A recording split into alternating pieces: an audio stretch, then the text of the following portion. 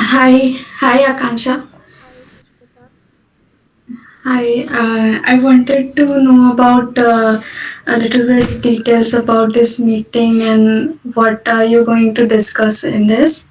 Okay, so this is basically the weekly live sessions which are being organized by which you have joined an NPTEL course. So for every course, there are going to be some sessions which are going to be held on weekly basis. So in these sessions, what we will do is we will solve some previous year's assignment questions. Like you must be having some assignments in this course as well, weekly assignments, right? So we will be Hmm. covering that week's content as in, but we will not be, it's like not in a teaching, like I'm not giving lectures, but I'm going to discuss previous year questions and some other questions so that we get an overview of the contents of that week. So Okay, basically okay. problem solving approach, not the lectures. Okay. What is your background in, what is your background in education? Okay, so I am currently a PhD scholar, PMRF scholar at IIT Ropar, and I'm currently Department of CSC. Okay, okay. Yeah, so I'm serving as a PMRF TA for this course, Effective Computing. Okay. Yeah, let's wait for others to join and then I'll formally introduce and we will start the session. Okay, sure.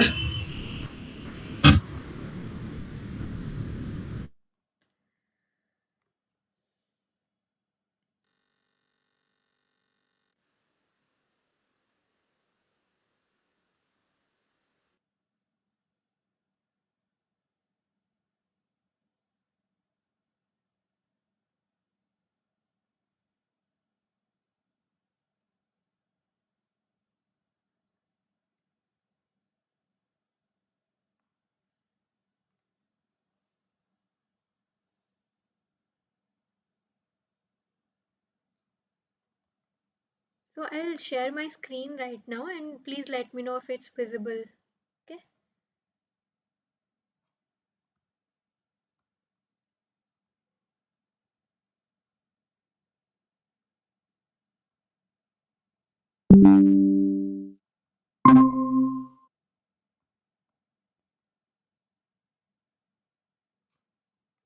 So I hope my screen is visible. Yeah, visible.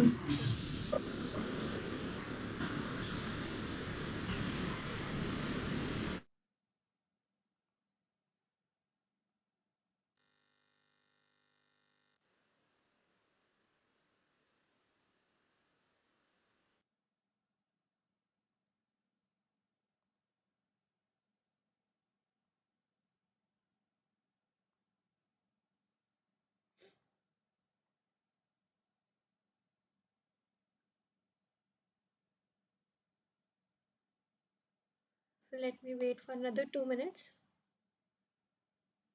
We'll start.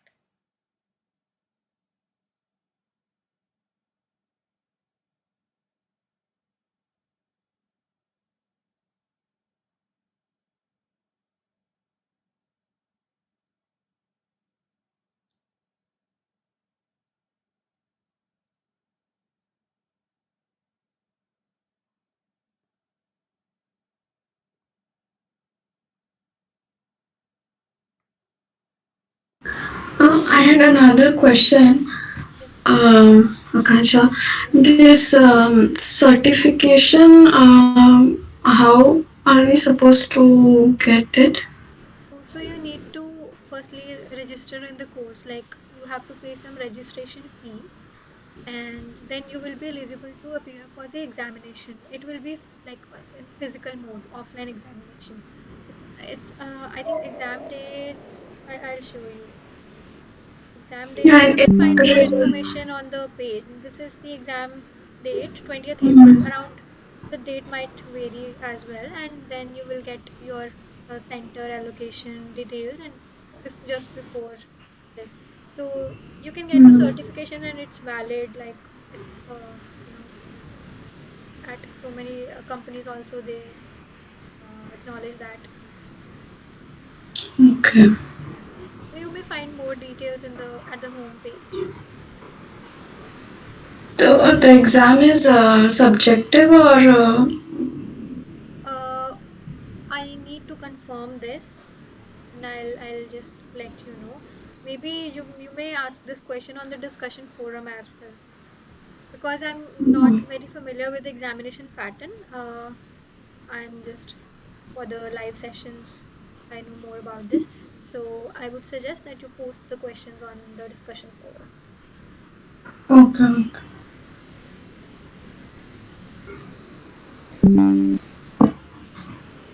So I think we should start now, right? Let others to join. Hi, Mehak is also there. Okay, so let me begin. So again, I would like to formally introduce you to the session and myself also. So this course is Effective Computing, and this is the live session number 2. And the course instructors for this course are Professor Janendra Shukla from Triple IT Delhi and Professor Abhinav Dhal from IIT Ropar. And let me introduce myself. My name is Akanksha, and I am a PMRF scholar at the Department of CSC at IIT Ropar. So I'm going to be I'm going to take all the live sessions every week, Tuesday 6 to 8. So just giving you a brief uh, introduction about the important dates that you. So you were asking about the examination. So this is the last date to register for the certification examination. Okay, so you might want to register before that, and the examination date is 20th April. Of course, the date is subject to change, and uh, you know you can keep checking the homepage for more details. So in this session, we will be discussing the contents that have been discussed in week 2 of the course, which is emotion theory and emotional design. So our main focus will be not lectures, but we will discuss the contents in a more solving way, and then we will discuss the solutions. So one request I have for you is that whenever there is a question appearing on the screen, just try to answer that. Write your answers in the chat box. I will check the answers. Then we can let's make this session more interactive rather than just passive. So I hope you will be interacting with me. So let's move on to the first question. Which of the following is or are not a valid prototypical emotion type? The first option is anxiety, depression, both A and B, none of the above. So I'll give you around 1 minute. Think about it. Write your answers in the chat.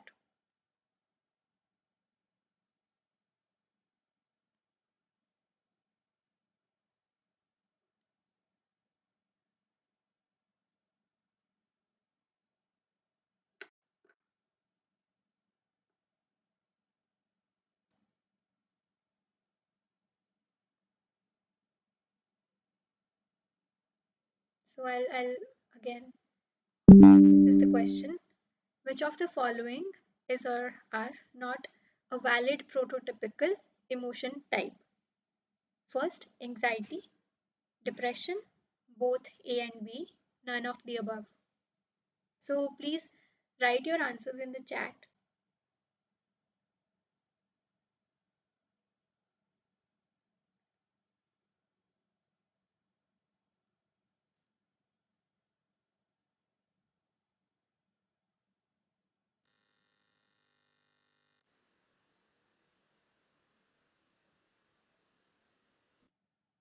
Hi, Anshul has also joined us.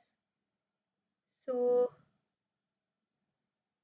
Anshul, we are discussing the first question right now for this session. So, you might want to look at the question and try to answer. And please write your answer in the chat box.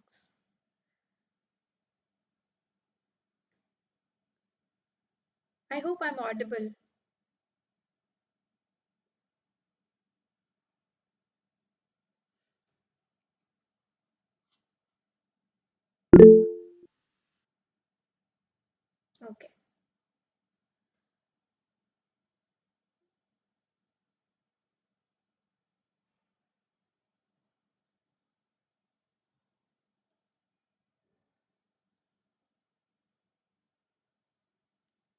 So option D. Achal says option D. Which of the following are not a valid prototypical emotion type? So let's discuss. So what are the basic prototypical emotions? What do you mean by prototypical emotions? So a prototypical emotions refers to a typical or characteristic example of a specific emotional experience which is considered to be a representative of that class or that particular emotion category. So we when we think about emotions, we have some basic categories of emotions coming to our minds: happy, sad, disgust, anger. These kind of categories we have that that are representative of certain states. There it's not very rigid that okay, sad represents this configuration, but it's more like a collection of uh, various moods and various emotions which we representatively call as sad.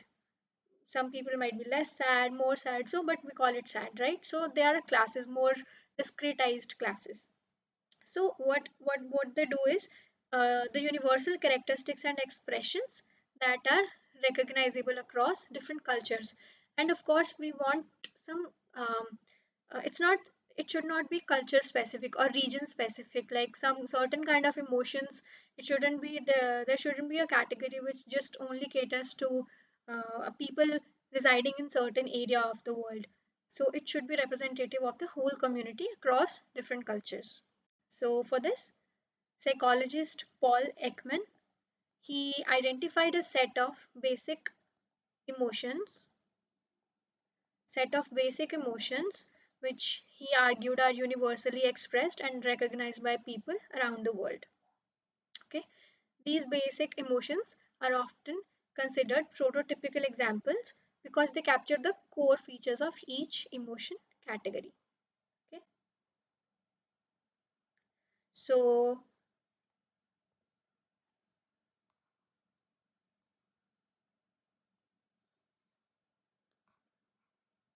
So, the examples they include happiness, sadness, fear, anger, disgust, surprise. These kind of categories are there.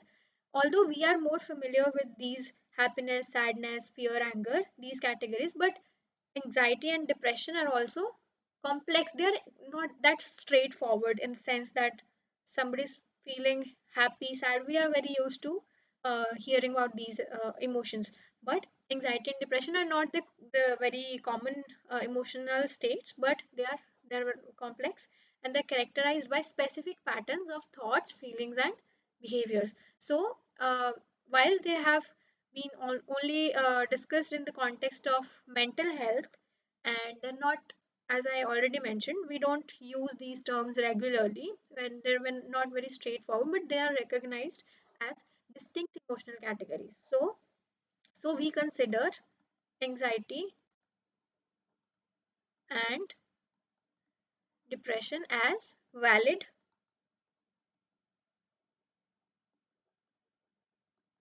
prototypical emotions.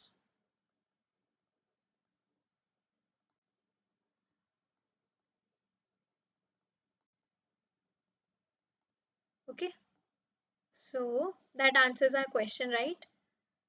So let's move on to the answer. So the correct answer is we have been asked not valid. So this is valid. So none of the above. Yes, because they both are valid. Okay. Any doubts in this? You may please post your queries in the chat box, and I will keep a check on the chat box. If there are any messages, I'll read it and then we will discuss it.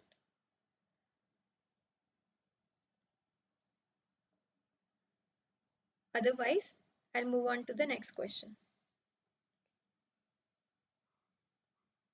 So, relaxed state of mind can be identified in circumplex model as option A, low arousal and negative valence, high arousal and positive valence, high arousal and negative valence, low arousal and positive valence. So please write your answers in the chat. This should be easy. Take 1 minute, write the answers in the chat box.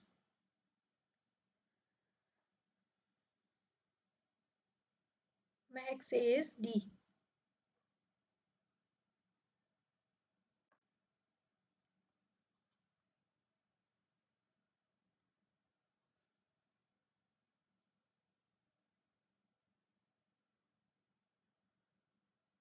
Sushmita, D. Okay, answer is also saying D. Low arousal and positive valence. Okay. So let's see if that's the correct answer. So as we know that circumplex model, what do we mean by circumplex model? It's a two-dimensional model. It's a framework for visualizing and categorizing a wide range of emotions. Emotions are often organized based on two primary dimensions. So earlier, what we did was, in the previous question, we discussed about prototypical emotions, which were more categorical emotion types. Happy, sad, they are discrete emotion types. However, there is another representation of the emotions, which is one model is circumplex model, which is this two-dimensional space where one dimension refers to valence or pleasant or unpleasant. So this is equivalent to high valence or positive valence. Okay, positive or high valence. This one is negative or low valence. This one, activation, the second dimension, it refers to activation or arousal. So this is high arousal and this one is low arousal. So circumflex model, it says that we can define any emotion here within this plane, and this plane is divided into four quadrants: high arousal, high valence, high valence, low arousal, this is low valence, low arousal, and high arousal, low valence. It's like that. Okay. So, what do we mean by valence, or let's discuss this arousal and valence. So, valence is how positive that emotion is, positive or negative quality of the emotion. Okay, how happy is it? Um, the second term, arousal, it means the level of physiological activation. Sometimes some emotions are more activated, you feel aroused, you feel excited. There are physiological changes happening in your body which correspond to arousal. So, for example, if you are angry, then you can represent it at as a point in this two-dimensional space. And since angry is a negative emotion, angry is usually like on the negative side, so we move towards low valence, negative valence.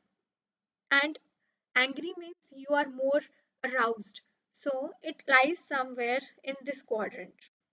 So angry lies here. Okay. And circumplex refers to the circular arrangement of emotions around these dimensions. So mostly you will see that the emotions are represented like these points, okay, and they form a circular distribution across, with this center around this center. I mean, this is kind of neutral state. This is kind of neutral, the origin you can consider. So it suggests that the emotions, they exist on a continuous spectrum rather than discrete categories. Okay. So now coming back to our question, which is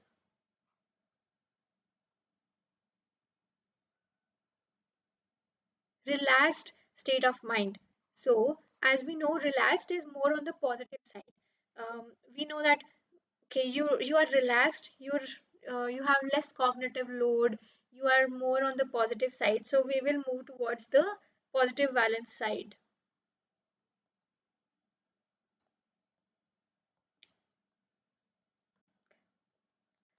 So towards positive valence side. And are we aroused? We're not that excited. We are relaxed. We are calm. So the activation or the arousal is low. So it falls somewhere here in this quadrant. So this is low arousal, high valence. Let's check the options.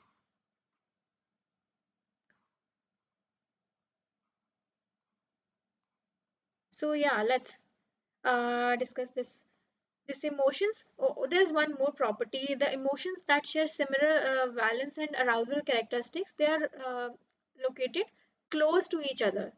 For example, upset and sad will be close, excited and alert will be close because they share similar characteristics. Okay, and of course, it's a more of a numeric representation, so it allows interpolation of the emotions.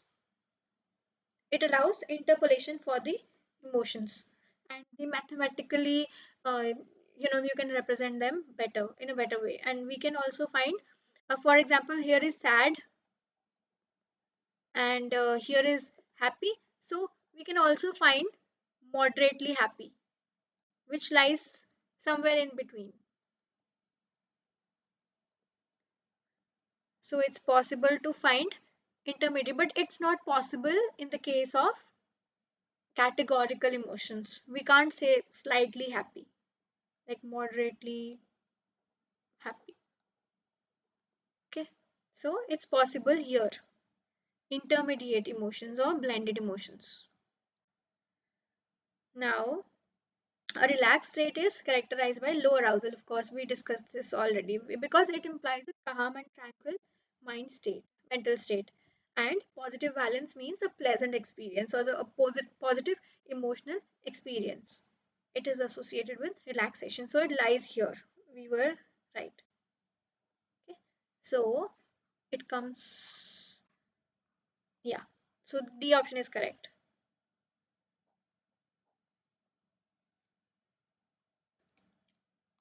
Now let's move on to the next question. Which of the following statements is not correct? Emotion derives from evolution and neurobiological development. Emotion is the key psychological component of consciousness. Emotion is more often inherently adaptive than maladaptive. None of the above, which is not correct. C. Okay. Anchal says C.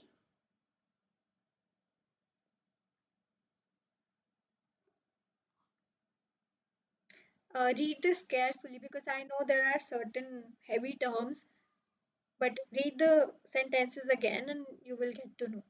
I'll repeat the question for you. Which of the following statements is not correct? Emotion derives from evolution and neurobiological development. Emotion is the key psychological component of consciousness. Emotion is more often inherently adaptive than maladaptive. None of the above. Mehak, Sushmita, please try to answer. Even if it's wrong, it's fine. We are all here to learn. So don't worry about that. Just try to participate as much as possible. D. Mehak says none of the above. Okay. Sushmita says D. Okay. Are there any other participants? No. Okay. ठीक है. Let's move on to the explanation part.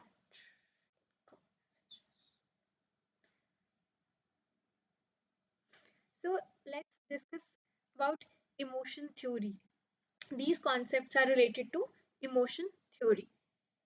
So, statement 1 says emotion derives from evolution and neurobiological development. Now, if we think about evolutionary perspective, what happens is that emotions are believed to have evolved because they provided adaptive advantages. Now, what do we mean by that? For survival and reproduction.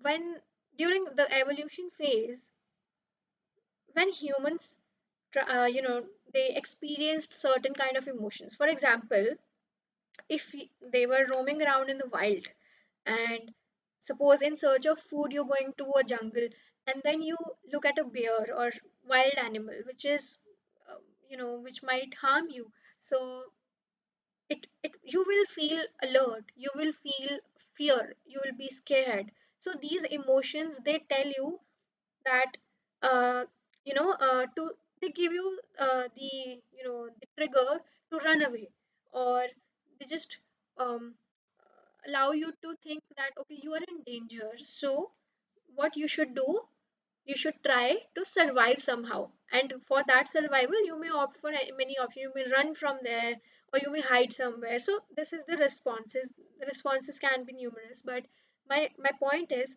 that uh, looking at some stimuli which is invoking fear in you, then what happened that early men, when they experienced these kind of emotions, then they uh, kind of it helped them to survive. Otherwise, if they would not have felt fear, and never uh, they would never run away from that. Is my network okay? Okay. Yeah. So basically, emotions are believed to have evolved because they provided adaptive advantages. Similarly, you interact with other members in the society. It helped to make connections for choosing partners for reproduction, because the life so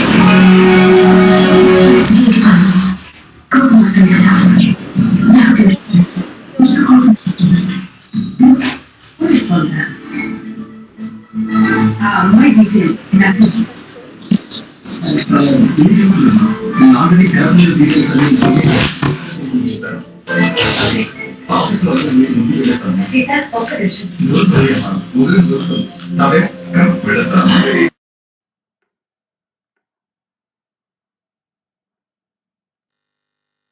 Okay, sorry for the interruption, but we were discussing that fear may have evolved to prompt individuals to avoid potential threats.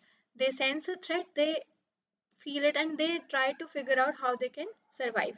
So it helped in survival, to develop survival instincts. Now, joy also may have evolved to strengthen social bonds within communities, to promote cooperation and group survival. Okay? Strengthen social bonds within communities, promoting cooperation and group survival. Now, from a neurobiological development perspective, their emotions are closely tied to the neural processes, because as humans evolved, the brain also got more complex, and the ability to experience emotions, it developed. Um, it also evolved. So, specific brain regions and neurotransmitter systems are implicated in the generation and regulation of emotions. And as these brain and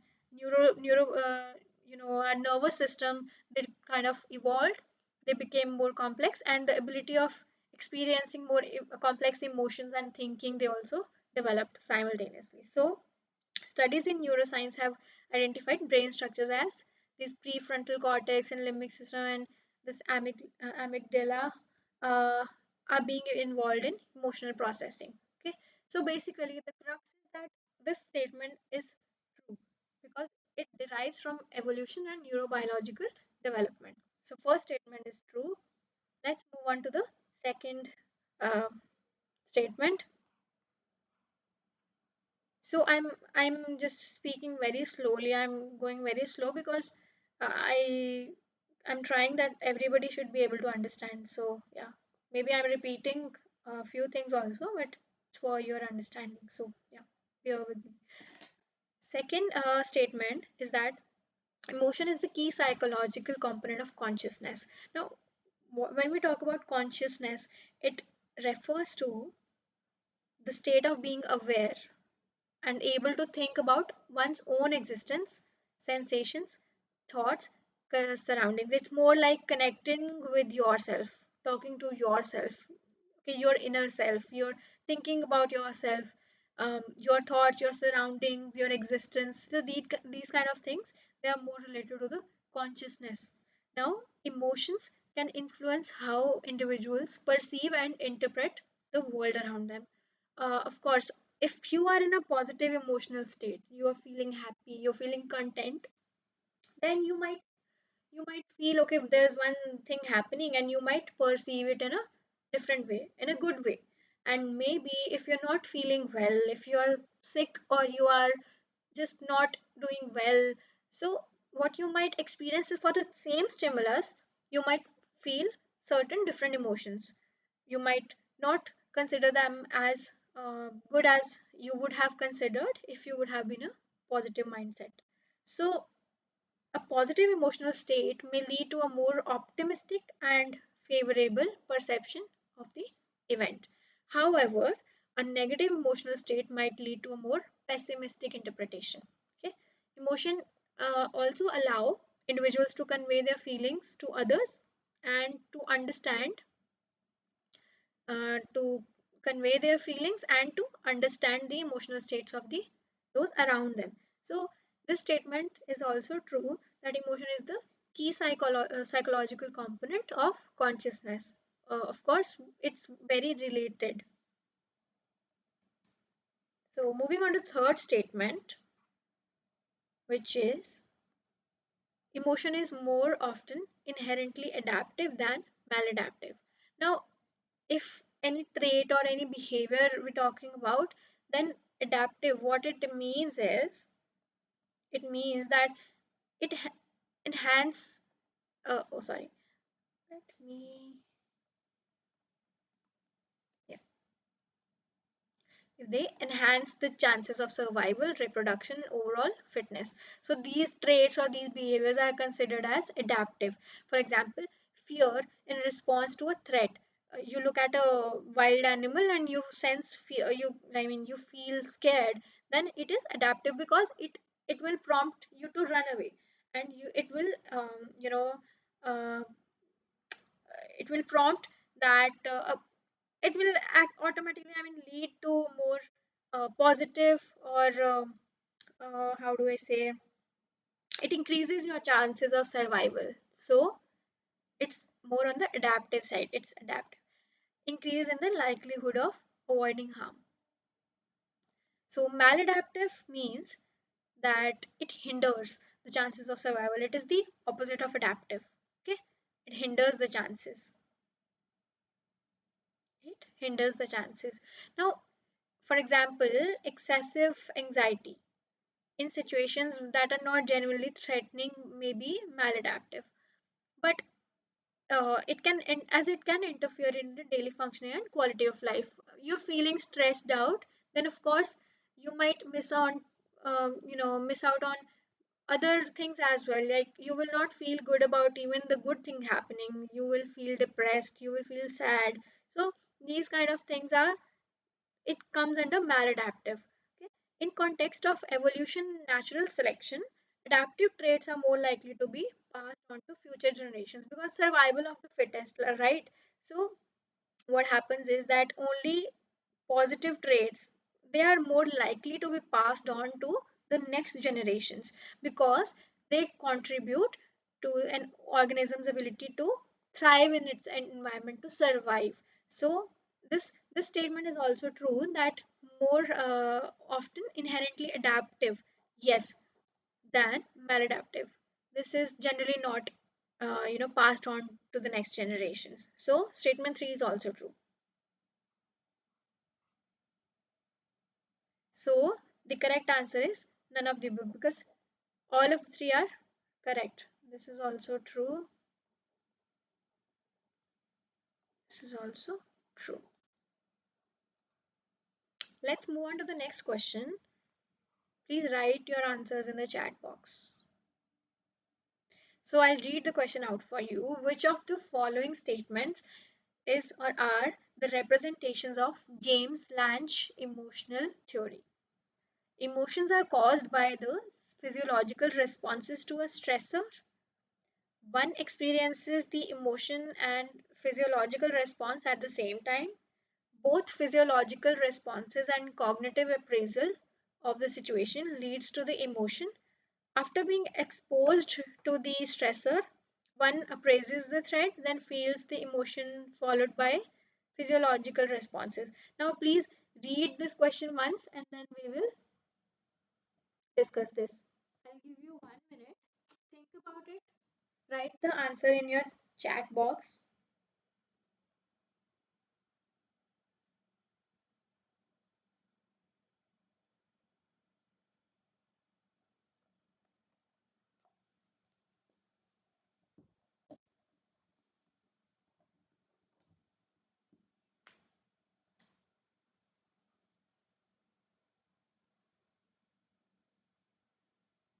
Emotions are caused by the physiological responses to a stressor.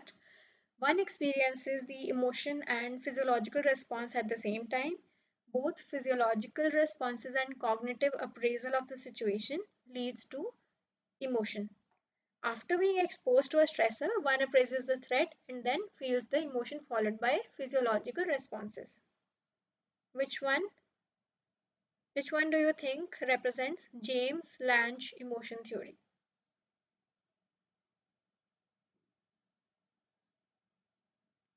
Please write the answers in the chat box.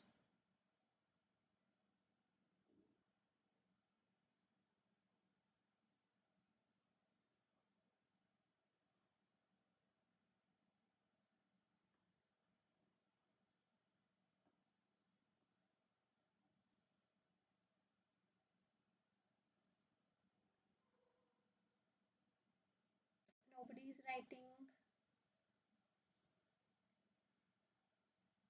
So let me discuss the answer then.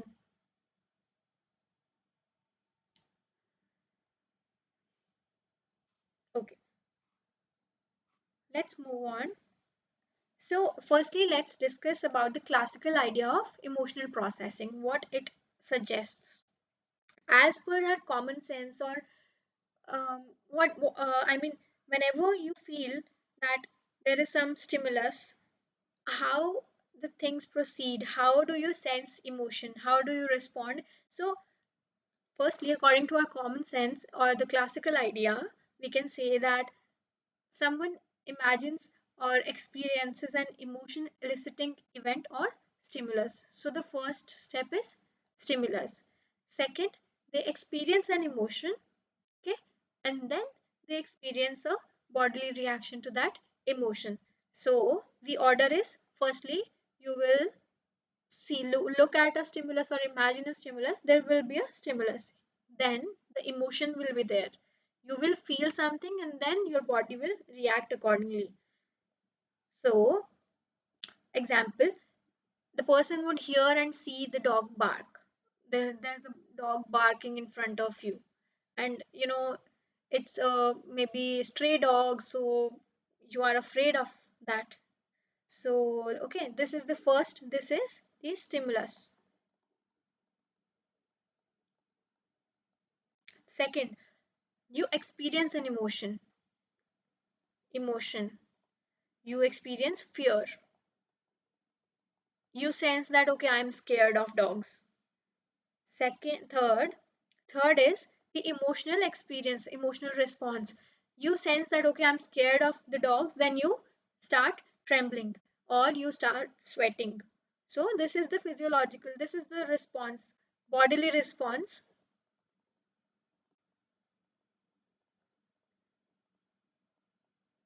Okay, this is the, so to summarize the classical approach, the classical theory, it's that the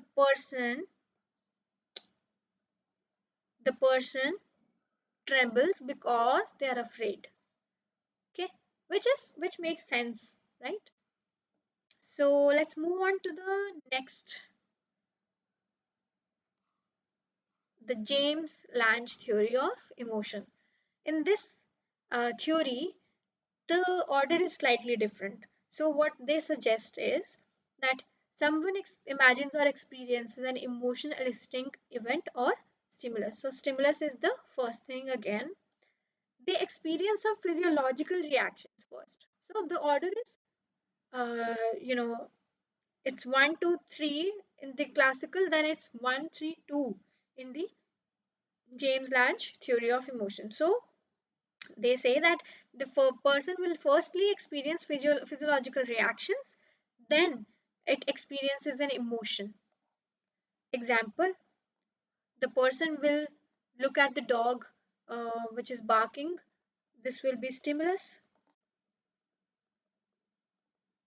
Then they will process this like they will tremble first. So bodily reaction come first. Then they will realize that, oh, I'm trembling. That means I'm scared. So this emotion experience.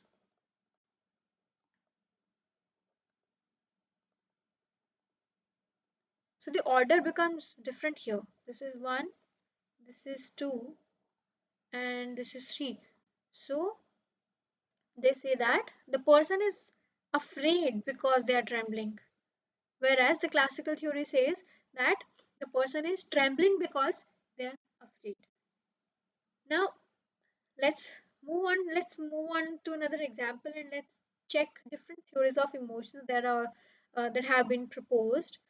So I'll zoom it a little bit. I hope it's visible. So this is stimulus.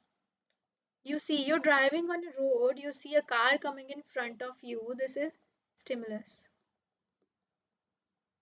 Okay. Then first comes, Excuse me, ma'am. yes. Ma'am, one thing I want to ask. Uh, like, ma'am, the question which you are presenting is like made by the NPL team or like by yourself, by the TA leaders. Like, So these are from the previous year assignments. The course team designs these questions. So they will be on the similar, very similar note to this year's question that you're going to see in the assignments. So I can also create some questions, because if I feel like some topic needs to be discussed, because this is the major topics, these are the major topics that have been discussed in the week 2 contents. and like the assignments which is given by the NPTEL team of this course Yeah. are also like in every assignment there are 10 questions, and since it's a 12-week course, so it will be 12 assignments.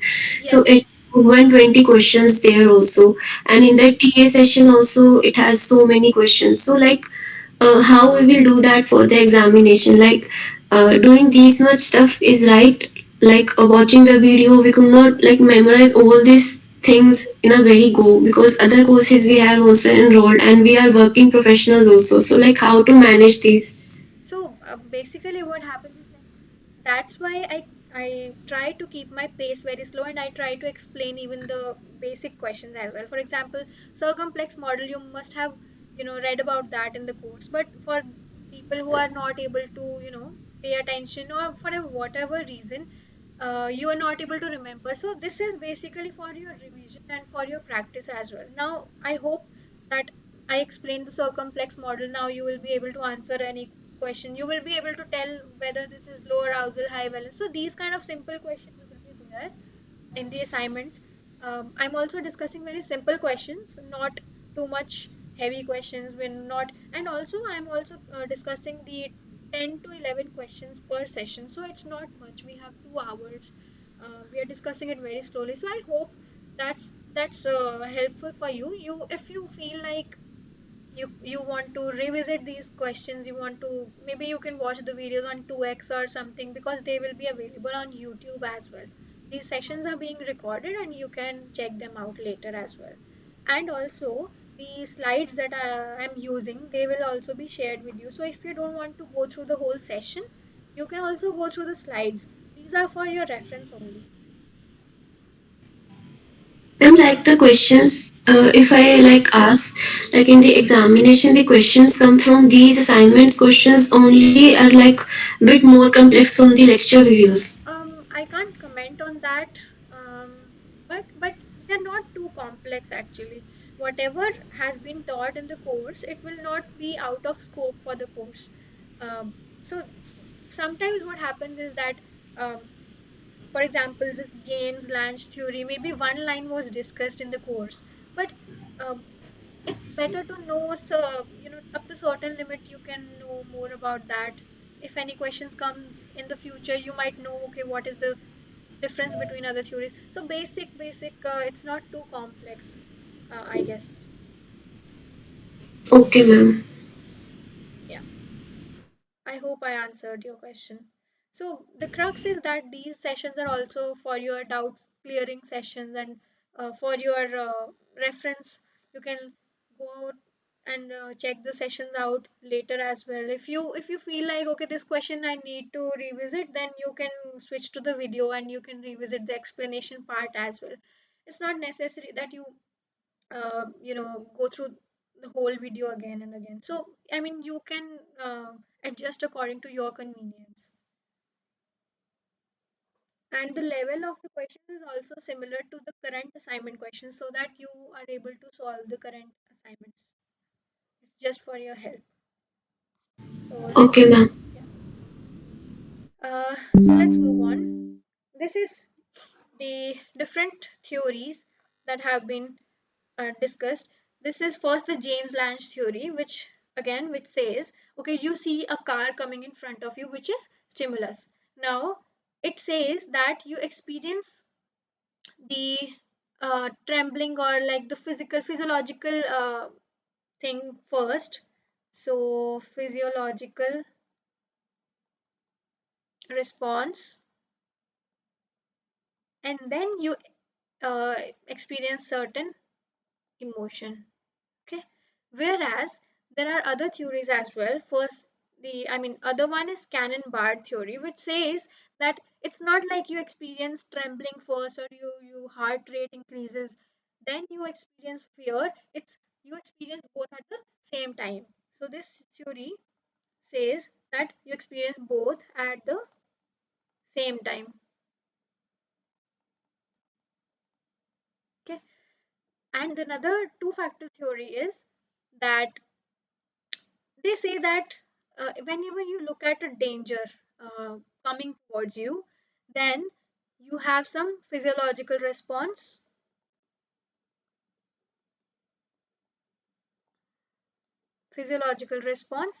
and in your head, okay, this is a dangerous situation. You label it as I am scared. Label it as afraid, like I'm afraid. Then you experience that emotion. Okay, so this is the third theory.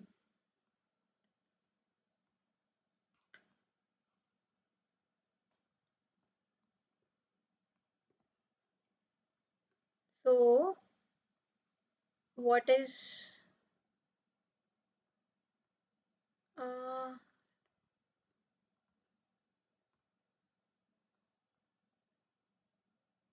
okay, so the correct answer is A.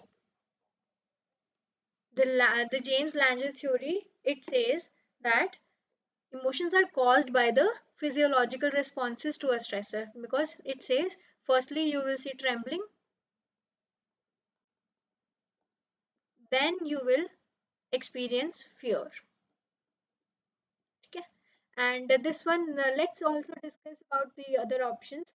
This one experiences the emotion and physiological response at the same time, which corresponds to Cannon Bard theory that we just came across?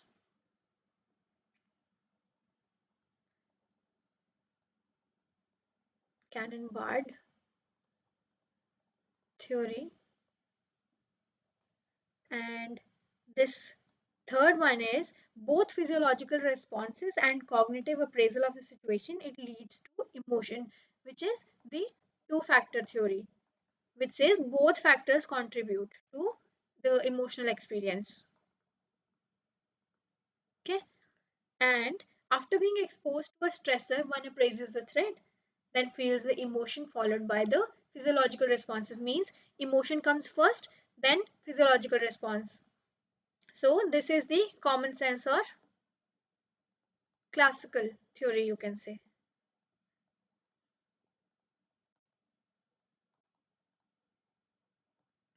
Okay, so let's move on to the next question. Please write down. Ma'am, can you please explain that question again? Yeah, sure, sure. Which point? This Ma'am, like the that first. small brief. Yes, ma'am, small Okay, brief. okay. So what happens is, um, for example, if you are trekking or you are wandering in a jungle, then what happens is you will suppose you come across a snake or you come across some bear or wild animal and you are scared. Okay, now there are theories around how you experience that fear, that emotion. So there are various theories. Okay, first theory is that common sense. Common sense means matlab, we think, okay, I look at danger, then I feel scared, then I start trembling or my heart rate increases. Like this is the normal, uh, we can think normal sequence that we can think, right? This is how this we experience emotions.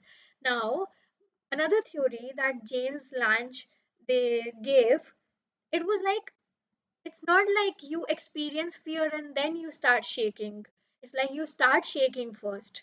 It occurs automatically. Your body senses, okay, this is danger. It starts trembling, and then you get to know, oh, I am shaking. That means I am experiencing fear.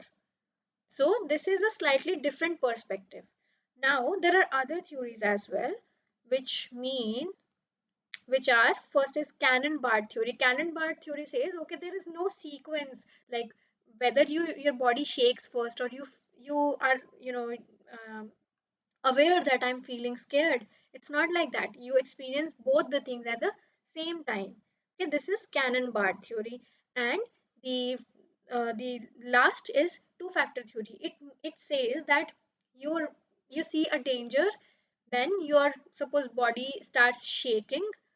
You think the cognitive in your head, you know that okay, I am afraid, and then you start like sensing that fear, that the emotion you experience. Okay, this is how the sequence proceeds. These are various views. I mean, no theory is correct, no theory is wrong as well. It's different perspectives of the same emotion experiences. So our question was which of the following statements are representation of James Lange emotion theory? First is emotions are caused by the physiological responses to a stressor. Stressor means a stimuli, a dangerous thing that you are going, I mean, you encounter. So emotions are caused by physiological emotion. I mean, you experience fear, then you, I mean, caused by. So you start trembling and then you experience fear. Okay. I think I'm sorry. Emotions are caused by the physiological responses to a stressor. One experiences the oh, so second point is like one experiences the emotion and physiological response at the same time, which is the Cannon-Barr theory, right? Third point is physiological responses and cognitive appraisal of the situation. It leads to emotion. Yeah. So C point refers to two factors theory. It means that physiological response, you're trembling, and the cognitive appraisal it combines, and then you get to know okay, I'm experiencing fear. And the D point is after being exposed to a stressor, then we okay we know that there is a threat, then we feel fear, then we feel scared, and then we start trembling. So this is the classical theory, which is common sense. Now coming to the first point again, The James Lange theory, it says that firstly you start shaking and then you experience fear. So first point is correct here. I hope I solved the question. Yes, ma'am. Okay. Okay. Let's move on to the next. Physiological sensing during an ongoing physical activity is an accurate representation of the emotions elicited. Is this statement true, false, maybe true, maybe false? I mean, and none of the above. What do you think?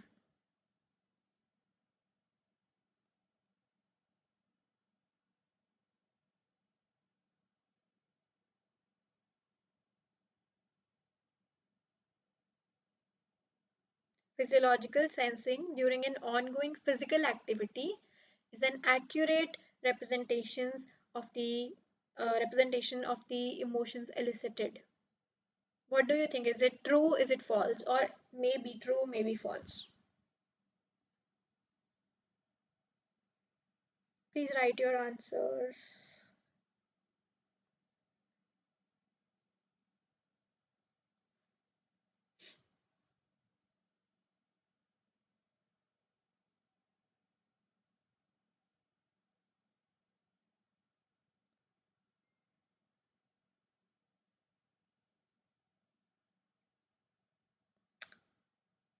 I'll move on to the solution then.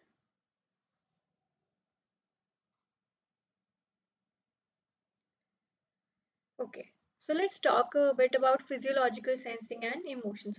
So, physiological measures, right? Like skin conductance, heart rate, these kind of factors. So, while physiological measures can offer insights into overall arousal and stress levels, they can offer insights into overall arousal and stress levels. They always provide may not always provide an accurate and specific representations of the discrete emotions elicited during an activity, which I mean proves our statement wrong, but it's not totally wrong. It may be sometimes true, sometimes false. What happens is that there are other factors as well. It's not just that you put on some sensors and then you measure something and it gives you some arousal value and some heart rate value, or then you can interpret emotion from that. It's not like that. It depends on a lot of factors. it for example, it depends. It is individual variability should be considered. For example, uh, for me it can be different, for you it can be different. So physiological responses that it can vary based on individual differences, past experiences, and baseline physiological states. Baseline means, for example, I am already in a happy state, then more chances are there that my uh, arousal will be low, I will be more calm, I will be more, heart rate will be very stable, like that. Okay. Whereas, for example, if somebody has just experienced some kind of um fear or anger, then the the point that they are starting to measure these readings, they already are experiencing, they're already in higher arousal state. So your measurements will not be the best representatives if you don't consider from where the person is coming from. Like the previous state of this person, what was that? If you don't consider, then you can't say, okay, this is what I measured, and the second person is experiencing more arousal and the first person is experiencing less arousal. But you did not consider that he was already aroused. So this is a very important factor. Okay. Past experiences again, individual differences. For me, the response can be different. For you, the response can be different. So there are multiple factors. Other factor is contextual influence. The emotional experience during physical activity is influenced by the context, social environment, and personal meaning of the activity. For example, um, a song playing in the background, maybe it means nothing to you, but that song is my, suppose the song is my mother's favorite song, so it I will remember my mom and it will make me happy. But maybe the song is not, you don't like that genre, or you just don't care about it, so you might not experience the same emotion, right? So it depends on the context as well. You can't say, okay, this I have taken readings from both of you and you can, I mean, you can't interpret it directly. uh, the second point is physiological responses. They may not capture the nuanced emotional content tied to these contextual factors. Yeah, so of course you can't just measure the heart rate and say, okay, this is this person is feeling aroused. No, again, it depends on the context. It depends on how that person is feeling according to that stimuli, because it's very different thing. Okay, so you can't just say, just by looking at the readings, that high arousal state or low arousal state means the person is happy or sad or this. But it depends on various factors. So the correct answer will be maybe. So let's see another example. For example, you are measuring the physiological parameters during a jogging session. Now what happens is, the heart rate monitor, it shows a significant rise in heart rate, changes in skin conductance due to sweating. Of course, we are using heart rate and GSR, or this this is called GSR. Okay. Uh, okay. Emotional interpretation can be, firstly, physiological arousal will be there, so it refers to heightened physiological arousal. Okay, the heart rate, increased heart rate and increased skin conductance means high arousal. Cognitive appraisal means, if they enjoy running, if you like running, if you're enjoying it, then the cognitive appraisal may lead to some positive emotion like joy or accomplishment, like, okay, I completed my target for running for 10 kilometers, like this, so you might be feeling good. Whereas another person who doesn't like jogging and they find that exhausting, they might experience some negative emotions like frustration or boredom, or I don't want to do this anymore. Although both persons, their heart rate is high, this they are more aroused, right? I mean, they are more higher skin conductance. So another contextual factors can be the jogging path. If it is beautiful, if the nice scenery is nice, the view is nice, then maybe the person will feel good. If the view is not nice, it's dirty, then you might not feel good about it. Okay, whether these kind of things can be there, social context can be there. If you're jogging alone, maybe you won't enjoy that much, but if you're jogging with your friends, then you might enjoy it more. So in order to summarize what I discussed, if you take reading from a person, physiological readings, which means higher heart rate, increased heart rate, or increased sweat activity, this skin conductance. So that does not mean we can just say this person is feeling aroused and this person is feeling happy. It depends on a lot of factors, on a lot of contextual factors, uh, different, how they are thinking, how they're feeling, their previous state. These kind of factors, they are very important in determining the correct emotional state of that person. So we need to combine these two kind of data. We need to combine the physiological data with an understanding of person's subjective experience. Then we can get a more comprehensive view of the emotions elicited during the jogging activity. Okay, so let's move on to the answer, which is maybe yes.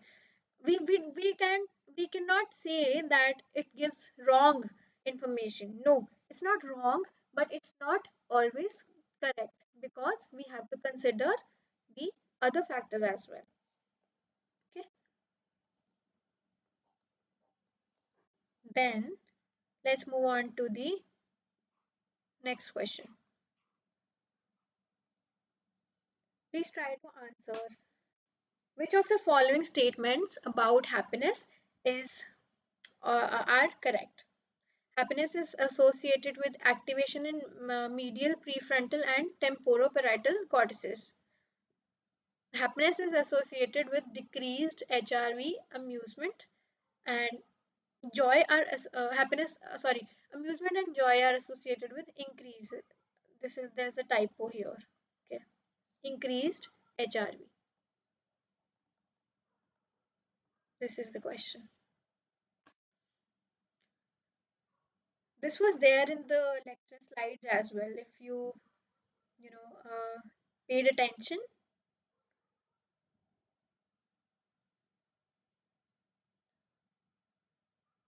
just try to guess.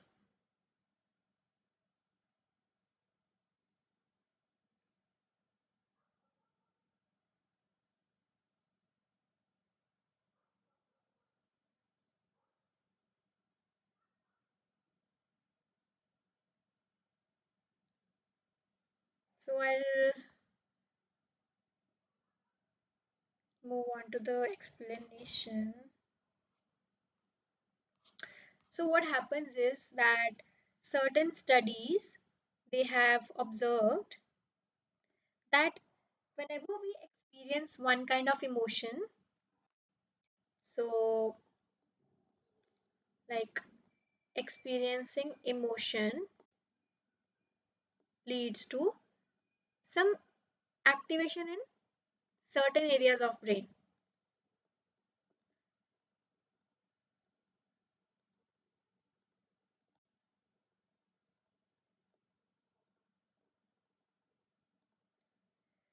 Okay, so for example, if you're feeling angry, if you're feeling sad, if you're feeling happy, then there might be different areas which are being activated.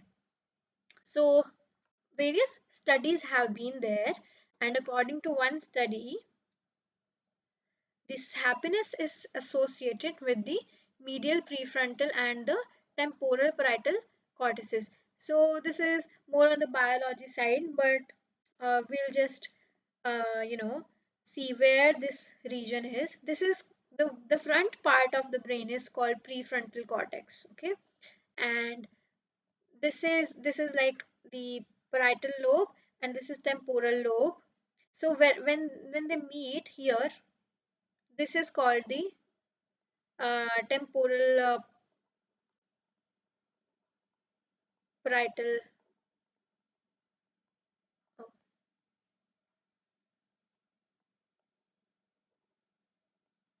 you don't need to remember all this. It's just for your reference.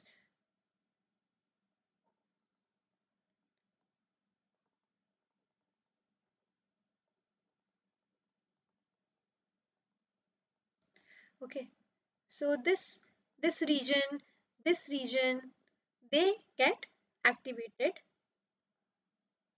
So it has been observed in various studies. More brain activity in these regions, and then at the same time, left prefrontal cortex is also activated during the positive emotion. Whenever you are experiencing some positive emotion, these areas are found to be more activated. Okay. The next is happiness and HRV. Now, what is HRV? It is called the heart rate variability, which refers to the variation in time interval between consecutive heartbeats. Suppose there is like beat 1, beat 2, beat 3. So the gap between these, this is called the HRV. It can be uniform, it can be different, increasing, decreasing. So this is a very good indicator for many purposes. So HRV is a kind of physiological signal, we can use it. So in the context of this emotion experiencing and how HRV is an indicator of what kind of emotion is being elicited. So it has been observed in some studies that happiness is associated with decreased HRV, whereas amusement and joy are associated with increased HRV. Again, I would say you don't need to remember every detail here because this is on the biological side, but just to understand that certain parts of your brain get activated during certain kind of emotions you when you are experiencing. So the crux is that you can use that information to infer what kind of emotion is being elicited. Okay, so to answer the question, this is both A and B. This is correct. Happiness is associated with activation in medial, prefrontal, and temporoparietal cortices. This is true. Happiness is associated with decreased HRV. Amusement and joy are associated with increases. So, again, I would say that some studies are contradictory.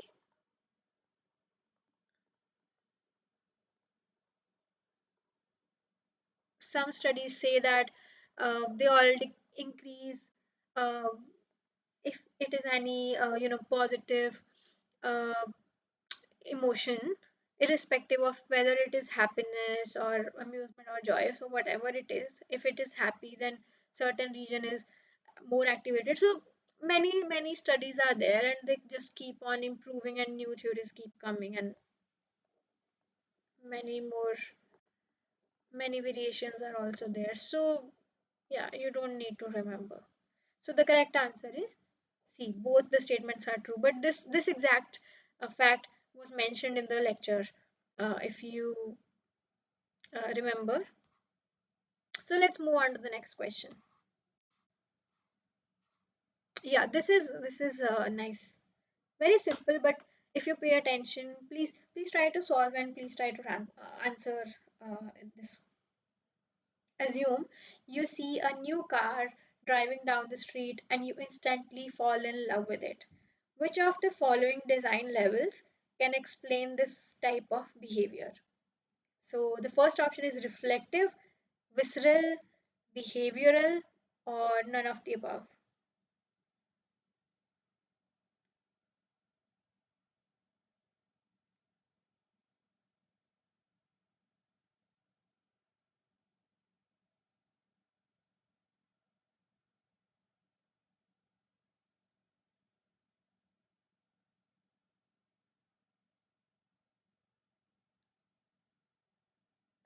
Mehak and Sushmita, if you're here, please try to answer.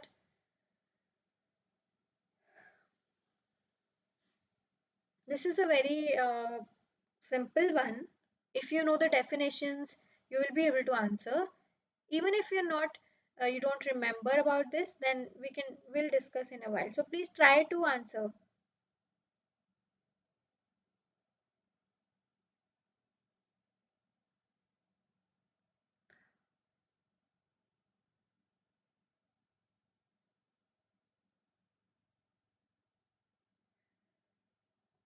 Okay, let's discuss. Let's discuss the design levels. Okay, so yeah, so there are three kinds of design levels. First is the reflective design level. It involves cognitive and reflective aspects of design. Cognitive means you are thinking about it actually, okay, and reflective aspects, like you're reflecting on that.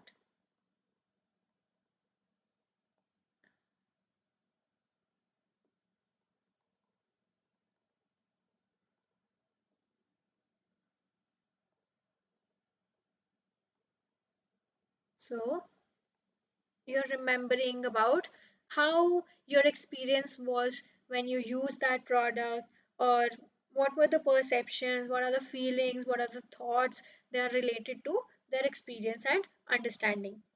So this level comes into play after more extended interaction with the product. When you use a product for a while, after a certain period of time, after a certain period of time, after spending enough time using the product, then you can say, okay, this is what I think about this product. Is this good? Is this bad? You have used it, you have had some experience, and then you are answering this question. Now, the second one is visceral design level. It means the initial, immediate, and often emotional reactions to a design, which is mostly the first impression, you can say. Okay, so this is like the first impression. So visceral is more like superficial level.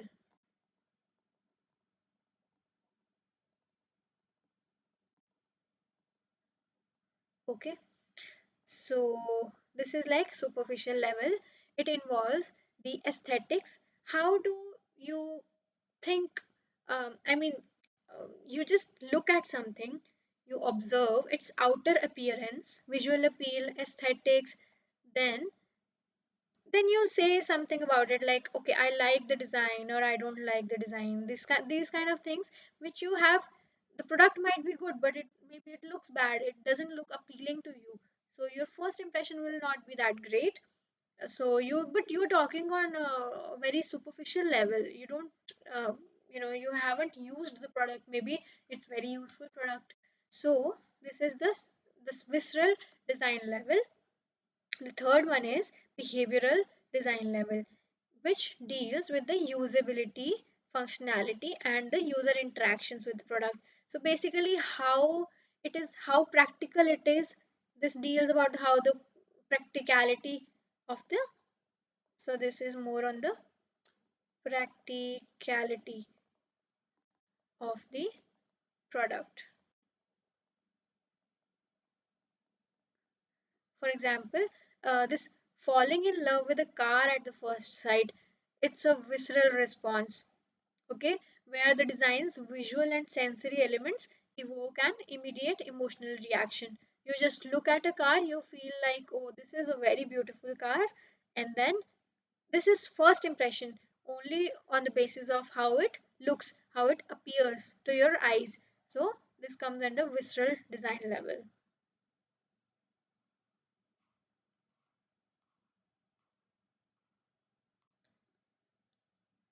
So the correct answer is visceral.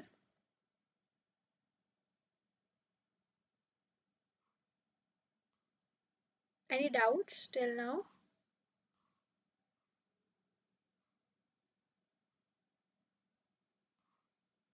So let's move on to the next question. This is also an easy one, so please try to answer this one. Please take 1 minute. Which of the following emotions best describes the VAD moral attributes? Negative valence, high arousal, and submissive dominance.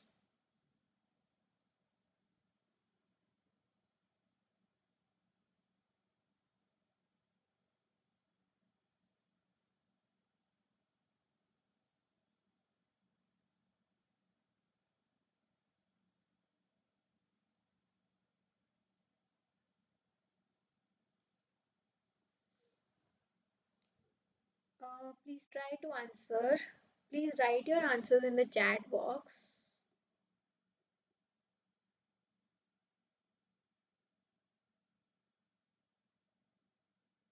Okay.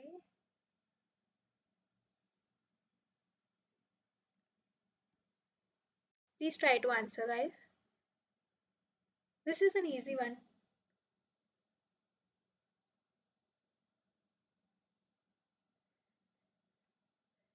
The VAD model, if you remember.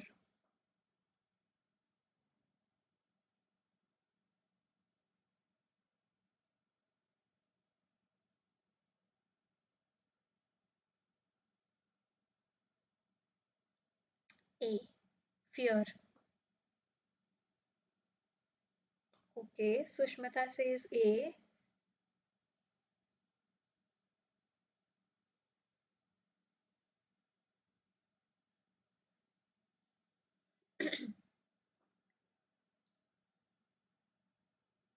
Hi Rishabh, it's okay. But if you have attended the lectures, then please try to answer this. Do you know about VAD models?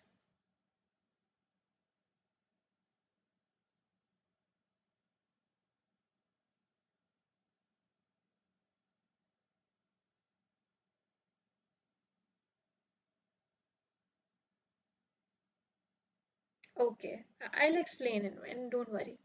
So let's discuss this. Um, so let's move on to the VAD model. So Rishabh, what happens is that we need to represent our emotions. We need to represent emotions as, some kind of representation is required, right? So we have two kinds of representations. Let me use a whiteboard actually.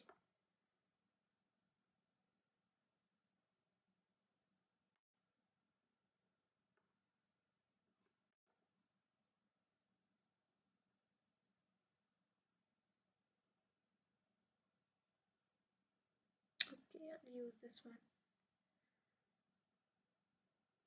So what happens is, um, emotion.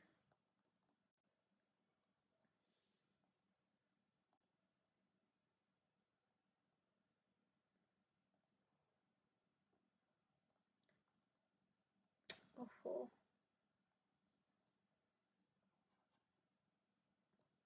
so week two was all about like emotion representation and various models that can be, used. Okay. So emotion representations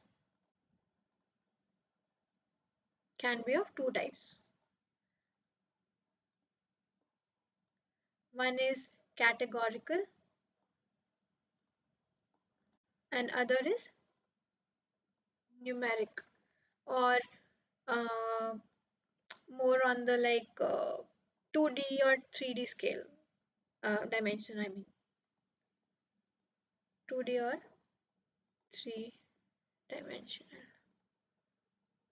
Okay, so under categorical we have some uh, like Paul Ekman's classification, or we have some generic prototypical emotions. Example, we categorize the emotions in like happy, sad, um, or disgusted, or angry, afraid. So there are lots and lots of discretized. They are more discretized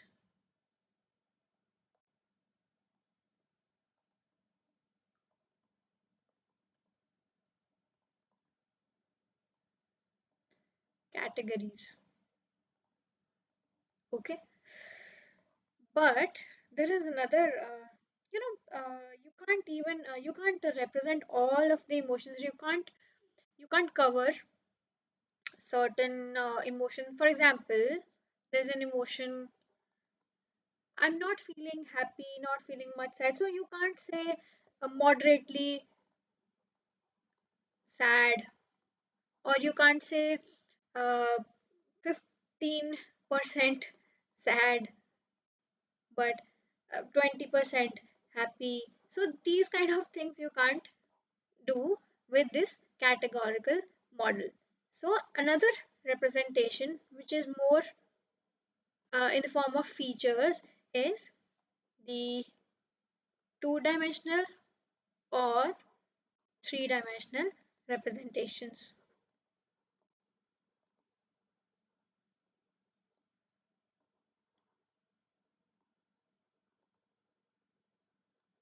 So this is um,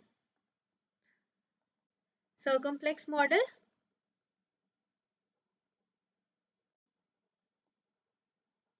or you can say valence arousal model,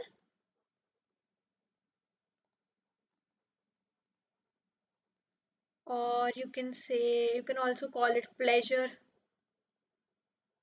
arousal. Like you can call it, various names are there, okay?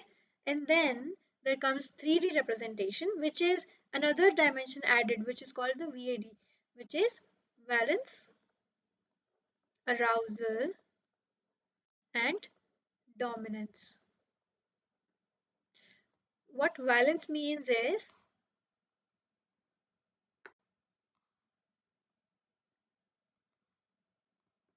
what valence means is how positive the experience is. So valence means how positive the feeling is. And at the same time, excitement represents, I mean, arousal is how excited or how um, activated you are feeling.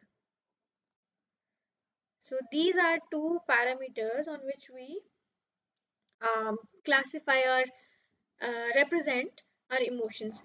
And the third one is in the 3D representation is the dominance. So dominance means how powerful you are feeling.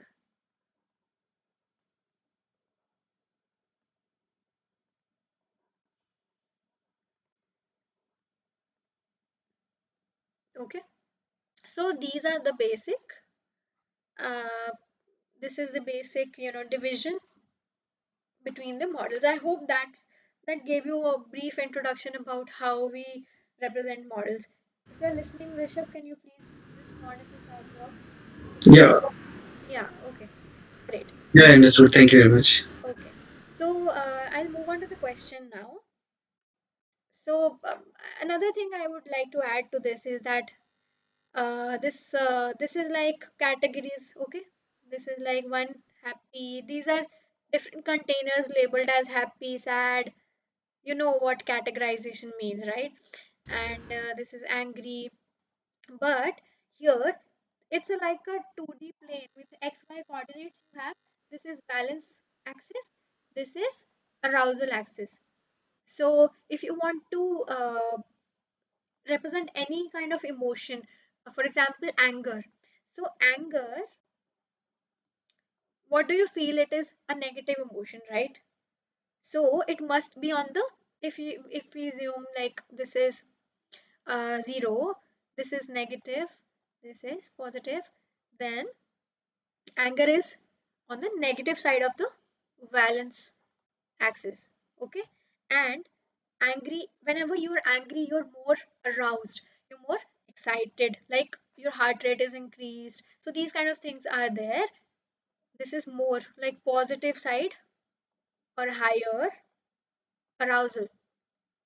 So there are four quadrants. If you observe, there are four quadrants. First quadrant is this is like high arousal, high valence. This is high valence, low arousal. This is low valence, high arousal, and this is low arousal, low valence.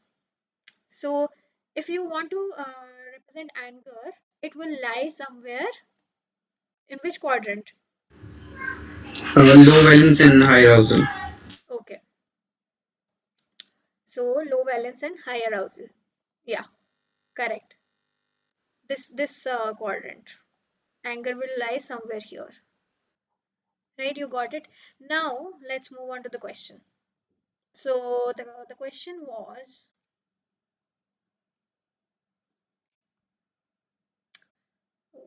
okay, let me find the,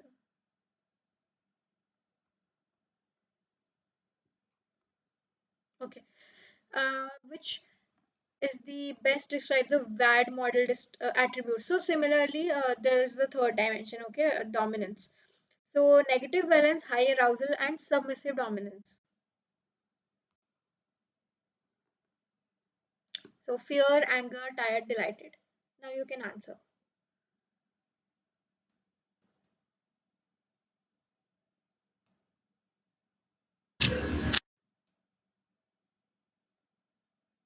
We can actually use this figure. This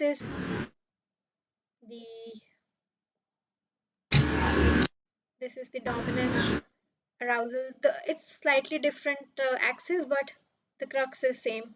So if you consider, this is positive valence, this is negative valence, this is positive arousal, I mean high arousal, this is low arousal, and then this is high dominance, low dominance, like that. So if we want, what was the question? Negative valence, high arousal, and submissive. Okay. So negative valence, high arousal, and low dominance. So negative valence. Let's move here. Uh, Here, high arousal, but here, and low dominance, like more on the submissive side. So this is fear. If you observe, fear and anger are related. I mean, if you don't use the third dimension, the dominance, you won't be able to distinguish, because both are negative valence and high arousal axis. So here, but the third factor is discriminating. So our answer is fear. I hope you got it. Yes, got it. Thank you. So let's move on to the next question. Two friends are listening to a sad raga, one of whom is enjoying the musical composition and the other of whom is grieving over his most recent breakup. This situation might be a typical example of, first is induced emotion, perceived emotion, both A and B, and none of the above. What do you think of this scenario?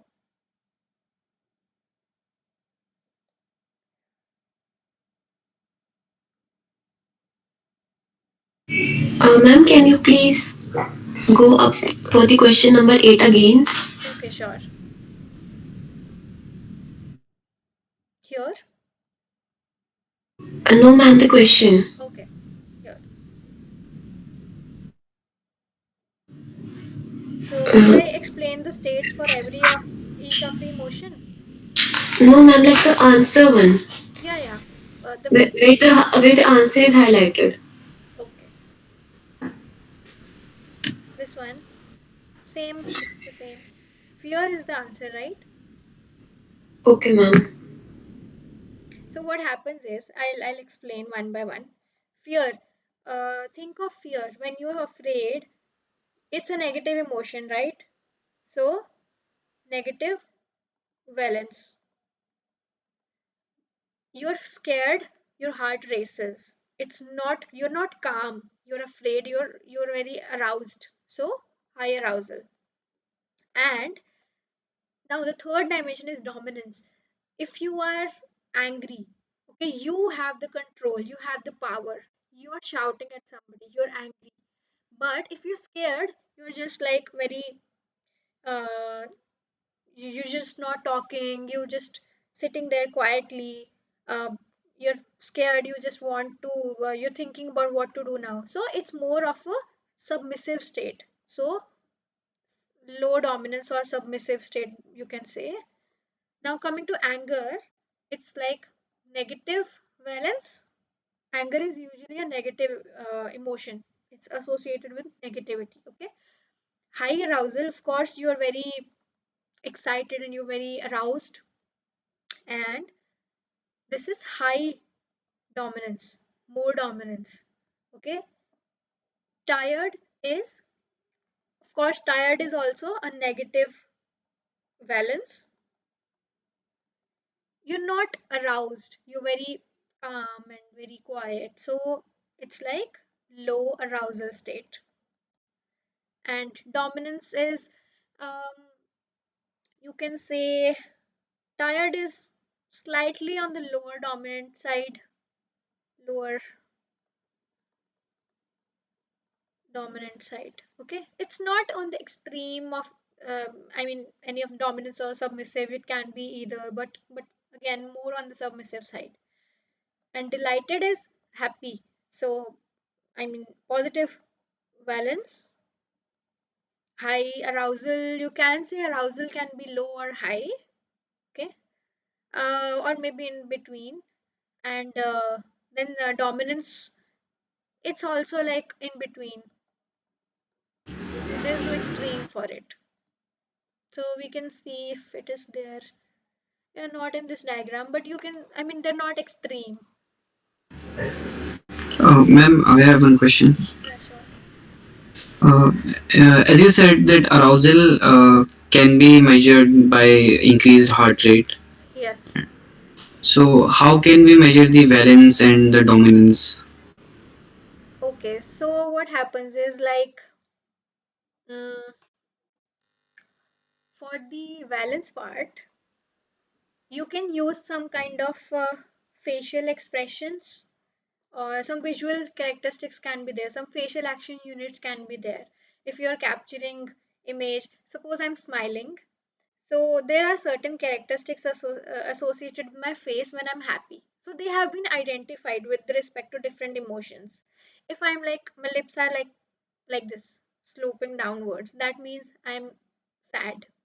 So these are some visual cues that you can use for valence and these kind of things. And also, many physiological sensors are there. For example, EEG signal. So if you know about EEG signals, it's like they have uh, electrodes on your skull, and they can sense that some brain activity happening based on electrical signals. What, because neurons ultimately they generate electrical signals also. Okay, so the electrodes can measure that electrical thing going on in your brain. So these signals have also been classified according to what kind of um, signals they are reading. Based on that, we can also sense, okay, this is a happy emotion, this is a sad emotion. So studies have already been there, and then we have the sensors also. We can use that data to identify. So think uh, of a person with disability. They can't, maybe they can't enact, they can't, the facial, they have facial paralysis, or so they are unable to express. um, so these kind of things come into picture in that sense. Or if you are conducting a survey, for example, um, maybe predicting student engagement. If you are looking at your screen, how are you feeling? Are you feeling bored in the lecture? Suppose I'm making like this face, looking away. So these kind of cues you can capture. So by on that basis, you can classify. Okay, this is high valence. This is high arousal. Arousal, of course, there are many easier ways. Easily, I mean, you can interpret like higher whenever you're doing a physical activity, or you're experiencing fear, your heart beats very fast, your conductance increases, you sweat a bit more. So these kind of things are associated. And um, dominance can be, yeah, I need to check this one. I'll check this one and I'll share with you. Dominance, I'm not sure. Okay, ma'am. Thank you. Okay.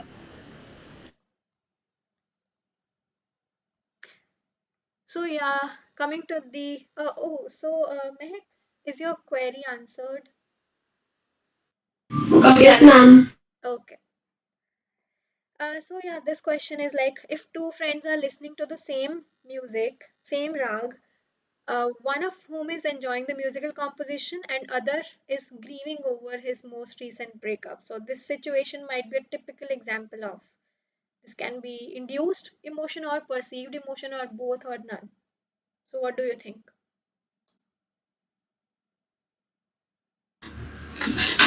Ma'am, can you first explain what does this induced emotion and perceived emotion Yeah, mean? yeah, yeah. I'll come to the solution and I'll explain. So if anybody else they know, then they can try to answer. I'll move on to the solution otherwise.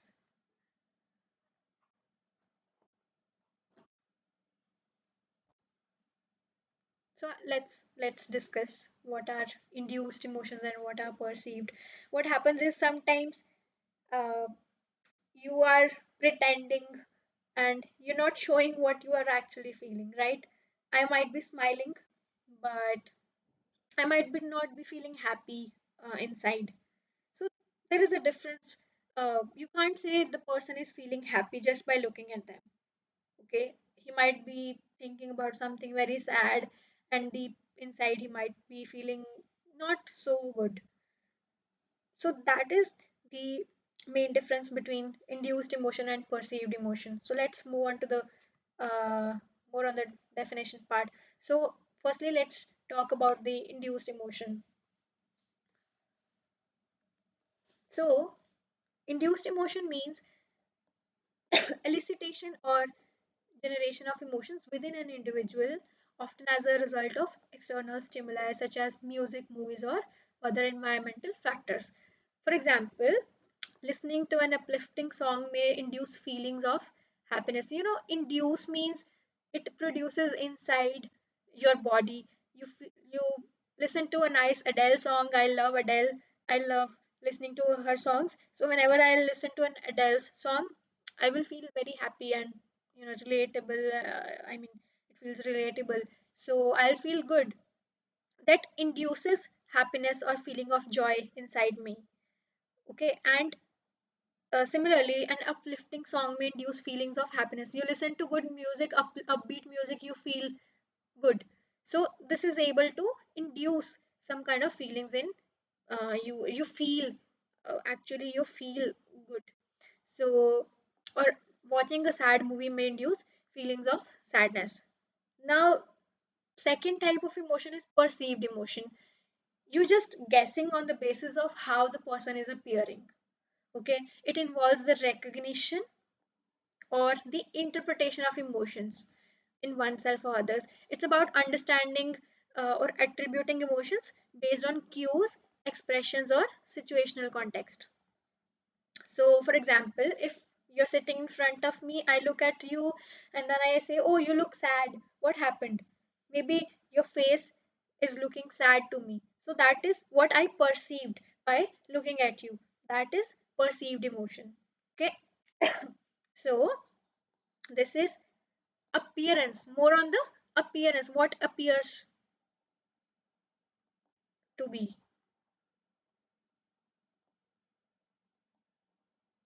What and induced is like what is actually being felt. Okay, these emotions, these are very complex things actually. Many studies are there, but it's still not a very well defined, you can't just say that okay, this is very well defined concept. No, it's very complicated things.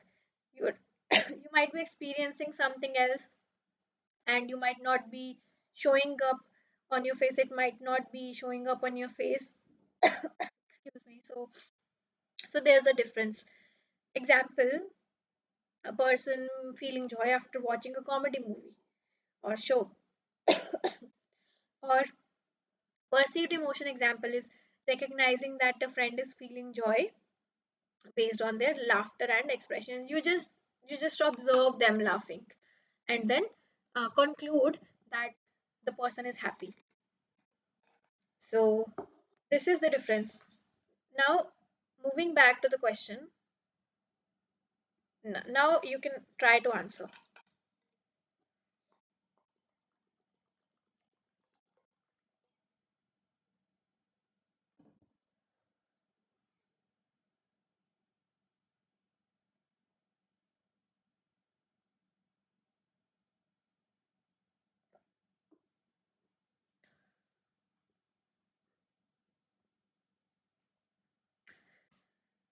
So I'll move on to the explanation. So this is an example of induced emotion because it's about feeling the emotion. One person, I mean, different people are experiencing different emotions uh, corresponding to a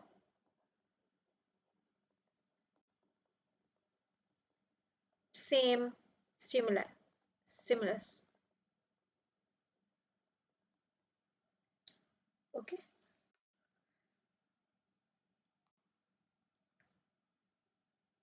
so this option is correct. Let's move on to the next question. Also an easier one. Which of the following mentioned models allow for computationally interpretable relations between emotional states? So, as I already discussed about this dimensional model, categorical model, so I hope you will be able to answer this.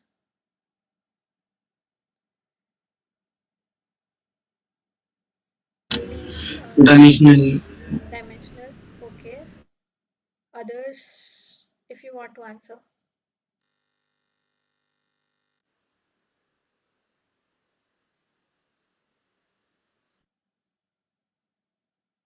Mehak, Sushmita, Gangadhar ji.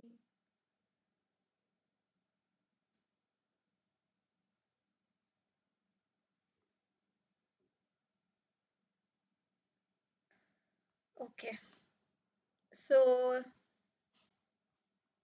as we've already discussed this, that the categorical theory, it's like more discrete classes.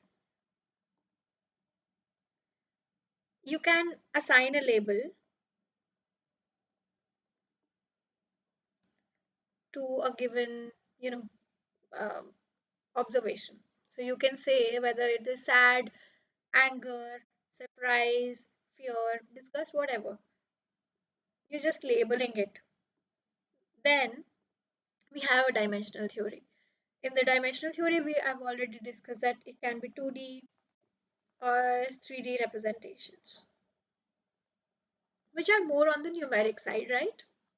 We have some value for arousal, some value for valence. So, valence and arousal, usually, if you want to extract the valence or arousal, I mean, you want a label, you can have some scale from um, -1 to 1, or these kind of values can be there for both. So, if you want to represent an emotion, for example, anger, okay, so you can represent it with anger is um, minus point 0.8 and arousal is high point 0.8. Suppose this is the representation. This is how you can represent an emotion also. So let me write it here.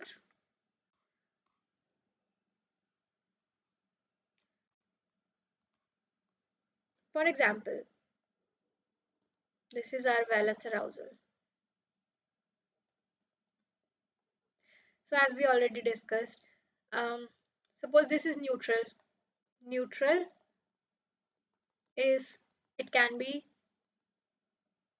so we can also assume infinite axis, but for better normalization and all, we can restrict the values between -1 to 1 for both the axes. Okay, so um, neutral state can be represented by 0 cross 0, 0 comma 0. And suppose we have uh, positive happy. So happiness is point, suppose it's 1.0, and arousal, is there any arousal in happiness? Might be. So let's say point 0.1. Okay, suppose calm or relaxed. So relaxed we can represent using number. um, Relaxed is more on the positive valence side.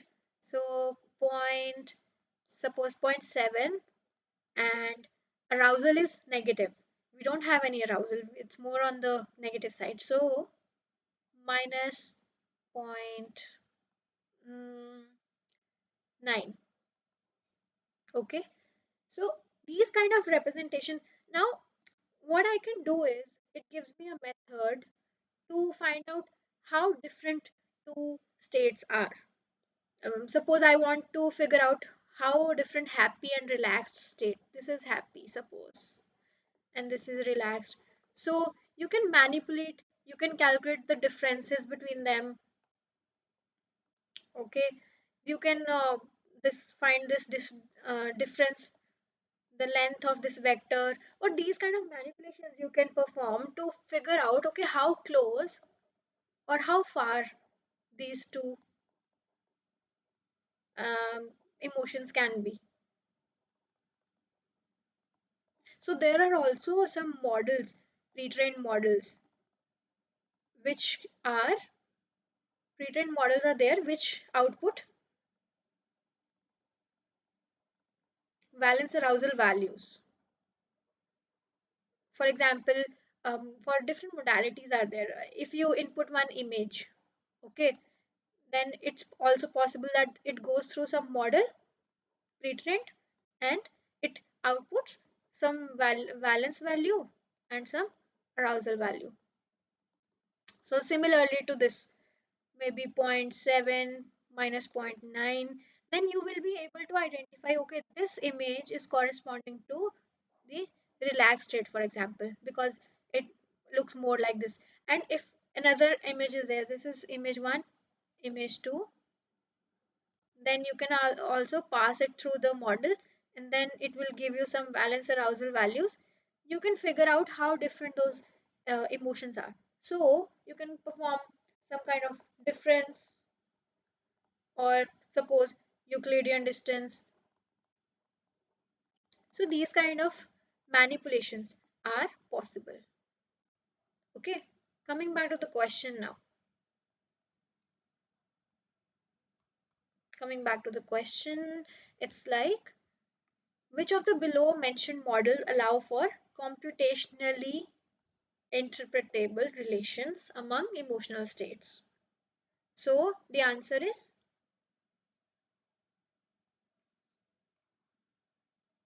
dimensional model. Yeah, so dimensional model is the answer. Can we do these kind of manipulations using categorical?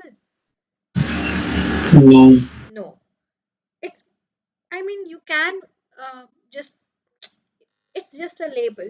There is no uh, numeric value or representation to it. So you can't just manipulate how close or how different. You're just giving them discrete labels, right? So there's no way we can find out any relationships among that them emotional states. So yeah, it gives, so dimensional model gives us more flexibility, more flexibility. Hello, actually, I have one question. Sure. So you said that we calculate the distance between 2 points, like two emotions. Yeah. So does having the lesser distance or more distance have any significance? Like, does it mean anything? Yeah. So what happens is the emotions who are more related, which are more related to each other, they lie closer in the vicinity of each other. So it's the, of course you don't use Euclidean distance. There might be more suitable methods for that. I just wanted to explain that okay, we can have these kind of manipulations, but of course you have a valid question. Um, for example, if calm and this relaxed, they have, because they are very similar kind of emotions, right? But still they are slightly different. You will find there was one slide. Let me go back.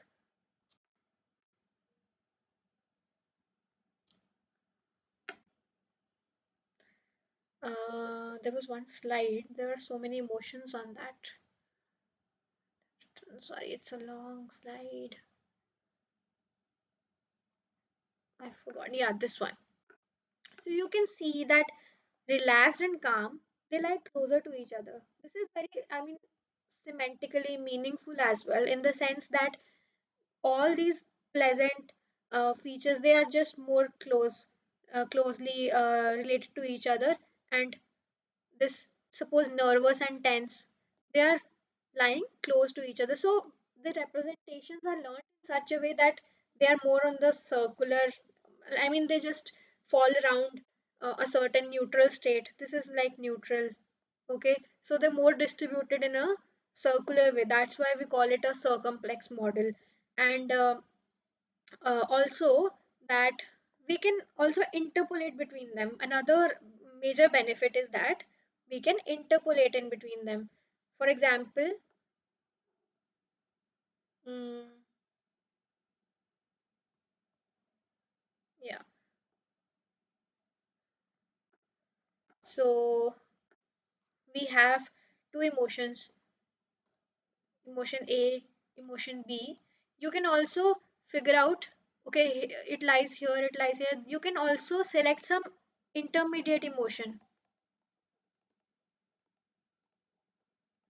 That's the benefit. Suppose, now this might seem useless to you, but in psychology also there might be some certain emotional states that cannot be categorized into particularly one emotion state. They can't be labeled like this is neither happy nor sad. So you can also find out some intermediate states using this. So these kind of representations are meaningful because similar, I mean, on your way to happy to transitioning to sad, you might experience some neutral also. So these kind of all makes sense to you while you're transitioning. The transition is more on the smoother side, if you know what I mean. Yes, yes. Hmm. Okay. So yeah, computationally interpretable, it's definitely third dimensional model. So let's move on to the next question. I was writing, let me just write. So this is more interpretable and allows interpolation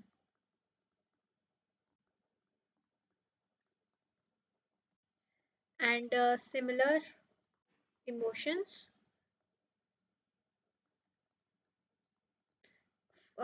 fall closely on the,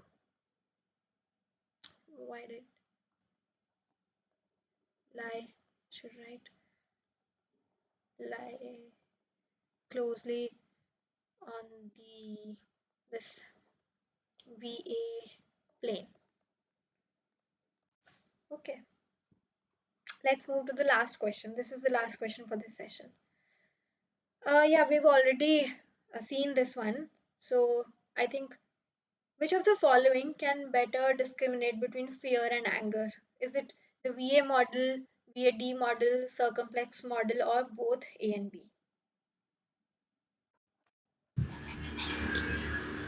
VAD model. Okay.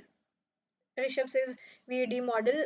Does anybody else disagree or agree? Yeah, VAD model. Okay. Can anybody explain why? We've already discussed that.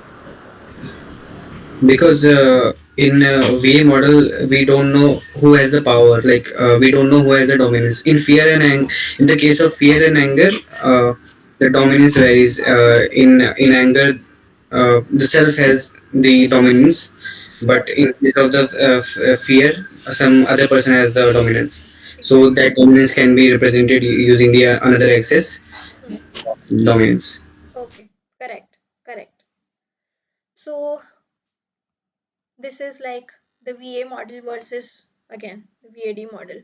So if we have a two-dimensional view of this, we can see that where is that? Anger and fear. See, fear and anger, they lie somewhere very close, and you're not able to distinguish between them because they both lie on the same quadrant, very close to each other. But the only discriminating factor is this uh, D, dominance, which can be seen here in the VAD model. So you can see that fear is on the lower side. Like suppose this is the origin, okay, and it lies very, far below the zero mark. And anger is high dominance. This is high dominance. This is low dominance. Okay. So another example can be, can you guys think of another example also where this dominance helps us to identify or discriminate better? Think about it. Joy, surprise. Joy, surprise. Joy is positive, high valence. Joy is, and surprise is high arousal. Joy can be of moderate arousal, I guess. But yeah, you're correct. We can more. Um,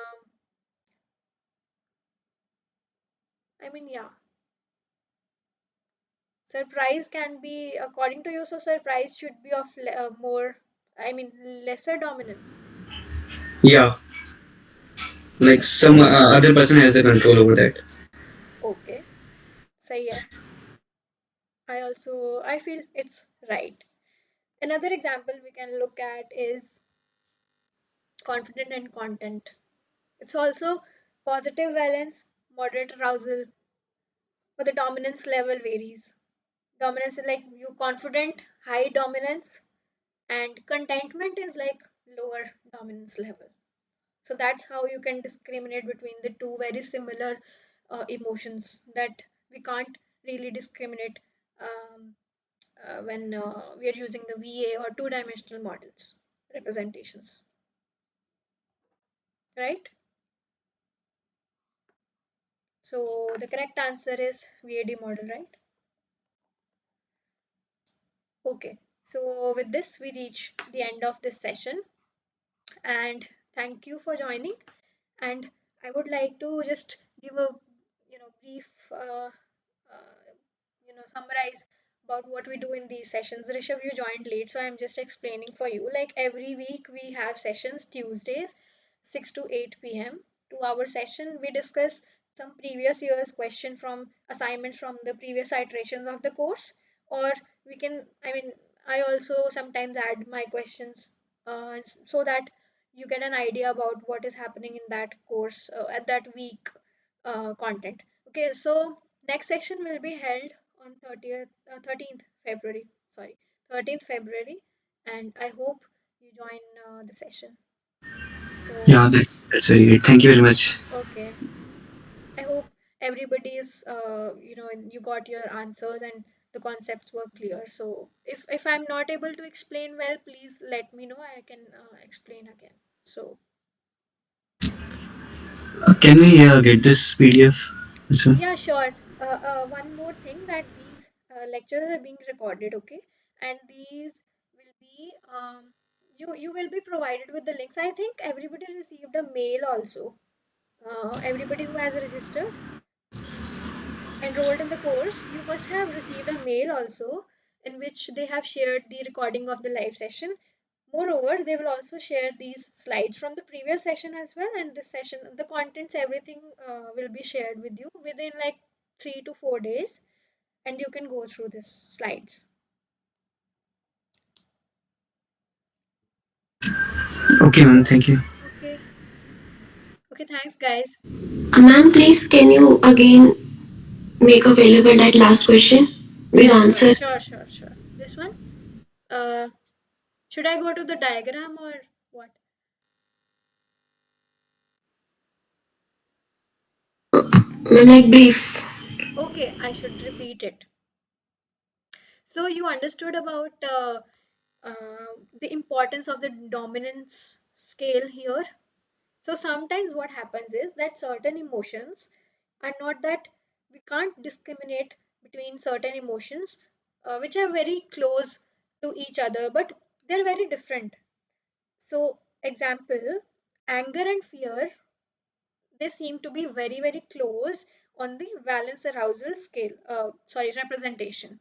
So, as I've already highlighted this, you can see anger is, there is a huge difference between anger and fear, but they lie very closely. The representation lies here. They shouldn't be this close. So, this might not be the best representation to discriminate them. There must be a third dimension as well, which is the dominance. So, what happens is that suppose it's like this.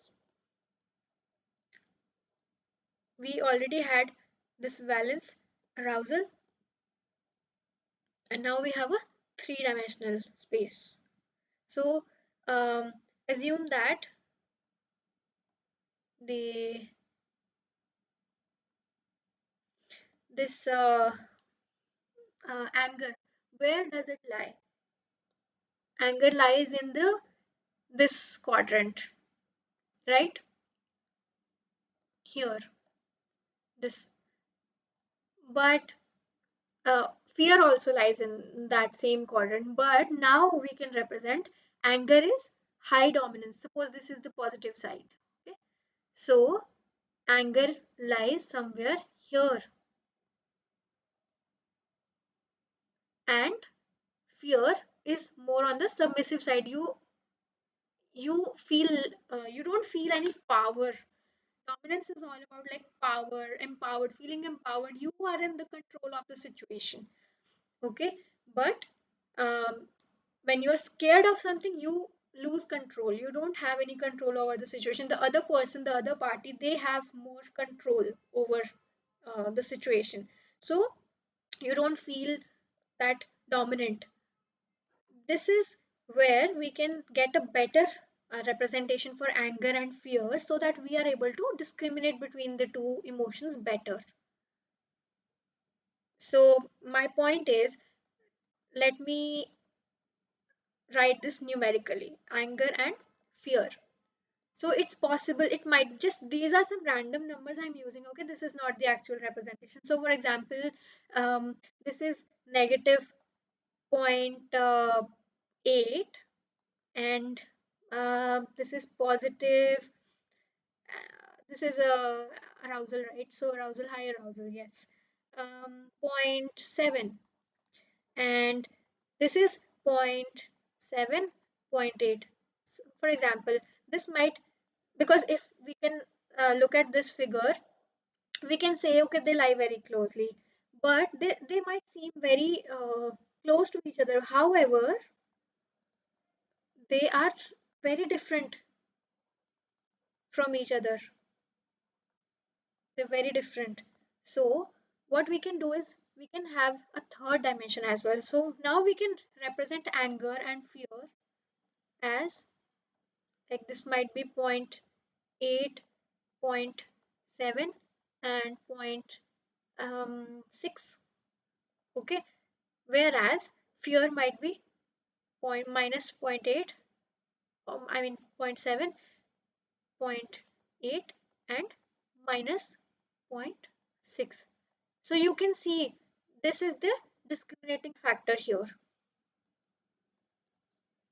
This is the zero point 0.6 and minus zero point 0.6. You can differentiate between these two emotions. Is it clear now, Mehak? Now the question is, yeah, Ma'am, like you are saying that for 2D it is VA and for 3D it is VAD. yeah. Okay, ma'am. And like VAD is more effective. It's not like it's more effective. I'm not stating that it's more effective, but in some cases we are able to distinguish better. For some emotions, you might be, for example, we have two extreme emotions. One emotion is sad, and other one is excited or alert. So they are on the very different ends of this spectrum, right? You are able to distinguish between them very easily. However, sometimes some emotions like these, they lie very close to each other, but they are very different from each other. So if you are in the representation, if some points are lying close to each other, as I already told, that they have some meaning attached to them. If they are lying close, they should be similar. However, in this case, anger and fear, we are not able to distinguish between them correctly. Okay, so we need a third dimension. In this case, the dominance plays a nice role, that it helps us to distinguish better, but that does not mean that one three dimension is always better than. Sometimes you might not need uh, the, I mean, third dimension. 2D is enough, but sometimes you need 3D. So it depends totally on your scenario. We can't state one is better than other, because um, from a computational perspective, if you're dealing with affective computing and you're using these values, if you increase dimensions, it also increases the computational complexity, right? So you need more complex, I mean, it becomes more complex, takes more time. So you want to reduce your dimensionality always, to make it faster. However, sometimes we need extra dimension because we want more efficient representations. So that's it. I hope I was able to answer your query. But ma'am, in VA also, like if we take x-axis same, but y-axis may differ, so it can also be used for distinction. Like in this anger and fear for the above 0.7, 0.8, it is stating Yes, that they are different. but how much different?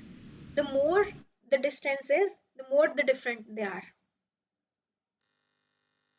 That's what I'm saying. If you want to distinguish between sad and happy, if you observe in the valence arousal this plane, they lie on very different ends. The distance between these 2 points will be very high. However, so which is in line with our assumption that similar emotions lie closely to each other, and the emotions which are very different from each other, they lie far away. You got this point? Okay, ma'am. Now, if we have some different emotions which are very close to each other, that's wrong. That should not happen. It's not, I mean, I should not use the word wrong, it's not wrong, but we can use a better representation to differentiate between this emotions, these emotions. Anger and fear are different, right? It's not like relaxed and calm. You can't distinguish between relaxed, am I relaxed or am I calm, because they sound very similar. So if they are, even if they are close, relaxed and calm should be close because they are very similar. However, anger and fear are not similar. Still they are, have very near, they fall nearby, right? So we want something that will distinguish between them. So that is the third dimension. Anger is up here, fear is down. Yes, ma'am. So this kind of things, they help us in applications like emotion classification. And when we can, for example, you are capturing a video of um, some, from your webcam. You're, suppose we are recording this session, and suppose you're recording my face right now, and you're trying to predict what kind of emotion am I feeling right now, okay, for this frame. Now you will want to have some, because computer does not understand labels, right? It only deals with numeric form, right? We need some kind of representations. And what can be those features or those representation? Uh, how can I represent anger? I need some numeric form. So this is one of the numeric forms that I can use. This is some random numbers I have written, but you get the idea how there will be some values, and these valence arousal values, they make a feature for that, or maybe you can say the output for the emotion, and it is continuous, so you can interpolate between them.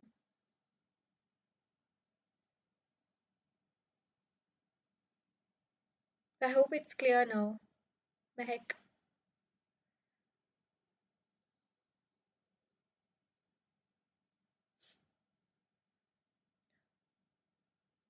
Okay, so I think we should conclude the session now.